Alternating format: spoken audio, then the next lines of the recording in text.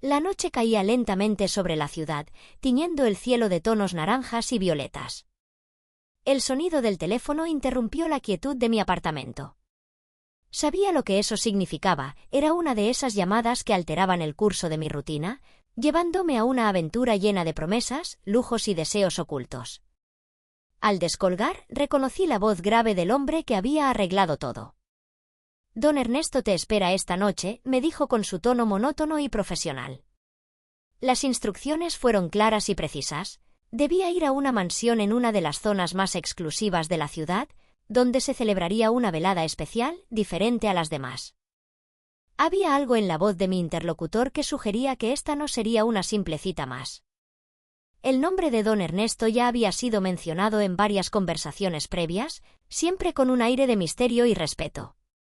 Según mi contacto, este anciano era un hombre de negocios retirado, conocido no solo por su fortuna sino también por sus excéntricos deseos. Se decía que, aunque los años ya le pesaban, su espíritu seguía siendo vibrante, lleno de ansias por vivir experiencias nuevas, pero siempre a su manera.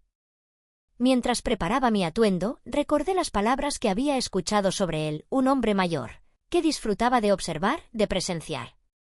Según me habían dicho, don Ernesto ya no podía involucrarse físicamente en ciertos actos, pero encontraba placer en ver cómo otros lo hacían por él. Lo acompañaría un joven de confianza, Julián, quien sería el encargado de llevar a cabo los deseos que el anciano ya no podía satisfacer por sí mismo. La idea de ser el centro de atención de ambos hombres, uno observando y el otro actuando, despertaba en mí una extraña mezcla de curiosidad y excitación. Decidí vestirme para la ocasión un vestido negro de seda, ajustado, que delineaba perfectamente mis curvas. El escote era lo suficientemente pronunciado como para sugerir, pero no revelar demasiado. Me calcé unos tacones altos que hacían que mis piernas lucieran interminables y me perfumé con una esencia que sabía que resultaba irresistible. Cuando llegué a la mansión, el portón ya estaba abierto, como si estuvieran esperándome desde hacía tiempo. Subí por el largo camino de piedra que llevaba a la entrada principal. A ambos lados, jardines perfectamente cuidados se extendían, dando al lugar un aire de sofisticación y lujo. Toqué el timbre y en pocos segundos un mayordomo, un hombre bajito y calvo, abrió la puerta. Me hizo una pequeña reverencia y me invitó a pasar, conduciéndome por un amplio pasillo decorado con cuadros de paisajes y retratos de antepasados que parecían observar cada uno de mis movimientos. El salón donde me hizo esperar era un espacio amplio y lujoso, con paredes cubiertas de estanterías llenas de libros antiguos y un par de sillones de cuero marrón dispuestos en torno a una chimenea apagada. En el centro, una mesa de cristal sostenía una bandeja de plata con copas y una botella de licor fino. Apenas tuve tiempo de sentarme cuando apareció don Ernesto, tal como lo había imaginado, un hombre mayor, con el cabello canoso, peinado hacia atrás y con el rostro marcado por arrugas profundas. Vestía con elegancia, un traje gris oscuro a medida, y su porte, aunque algo encorvado, aún irradiaba autoridad. «Bienvenida, querida».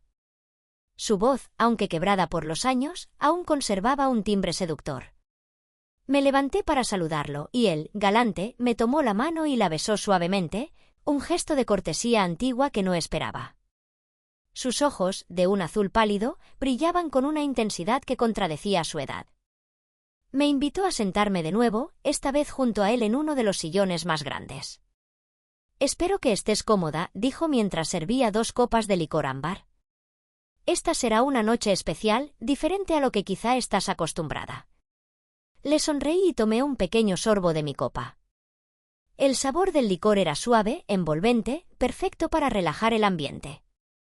Mientras bebíamos, comenzamos a conversar. Don Ernesto me habló de su vida, de sus días como joven empresario, de las mujeres que había conocido y de las aventuras que había vivido. A medida que hablaba, me di cuenta de que detrás de su apariencia frágil había un hombre que había disfrutado de la vida al máximo, un hombre que, aunque ya no podía ser el protagonista de esas aventuras, aún anhelaba ser parte de ellas, aunque fuera desde la distancia. Finalmente, la conversación giró hacia el motivo de mi visita. Don Ernesto, con una mirada pícara, me explicó con delicadeza que, debido a su edad, no podía involucrarse físicamente como hubiera querido, pero que había dispuesto que su joven amigo Julián se uniera a nosotros.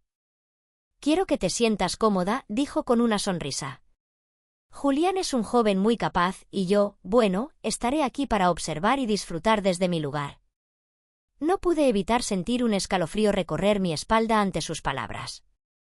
No era la primera vez que participaba en algo similar, pero la elegancia y el misterio que rodeaban a este hombre hacían que todo pareciera más intenso, más profundo.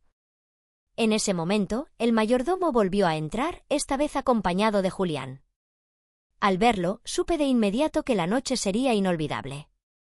Julián era un hombre joven, alto y bien parecido, con el cabello oscuro y los ojos de un verde intenso que parecían penetrar en mi alma. Vestía de manera informal, pero su porte era el de alguien acostumbrado a recibir atención. Me miró directamente, y en su mirada había algo más que simple curiosidad. Había deseo, y eso me hizo sentir deseada desde el primer momento. Don Ernesto se levantó lentamente de su sillón, y con una sonrisa, nos dejó solos por un momento, permitiendo que nos conociéramos. Julián se acercó a mí con una seguridad aplastante. Se sentó a mi lado, y nuestras miradas se encontraron en un intercambio silencioso. Sabía que la dinámica de la noche estaba a punto de cambiar. «¿Estás lista?», preguntó en voz baja, casi susurrando, como si temiera romper la atmósfera que se había creado entre nosotros. Asentí sin decir nada, dejando que mi cuerpo respondiera por mí. En ese momento, don Ernesto volvió a entrar en la habitación, pero esta vez se sentó en un sillón frente a nosotros, observándonos con atención, como un espectador esperando que comenzara la función.